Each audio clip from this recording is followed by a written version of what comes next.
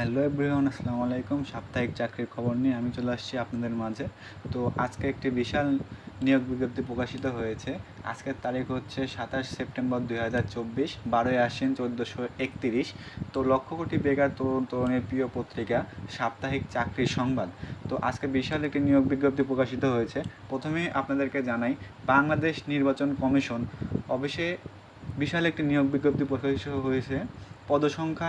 পদসংখ্যা নেওয়া হয়েছে 369 জন। তো আপনারা এটা একটু বিস্তারিত দেখে নেবেন, বিস্তারিত আমাদের চ্যানেলে দেওয়া থাকবে।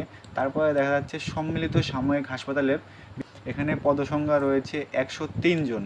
তো তারপরে রয়েছে কুর্মিটোলা জেনারেল হাসপাতাল, পদসংখ্যা 85 জন।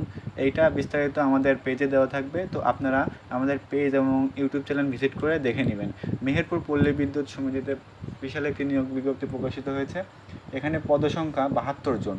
তারপরে এদিকে দেখা যাচ্ছে বাংলাদেশ সেনাবাহিনীতে, বাংলাদেশ নৌবাহিনীতে 460 জনের একটি নিয়োগ বিজ্ঞপ্তি প্রকাশিত হয়েছে।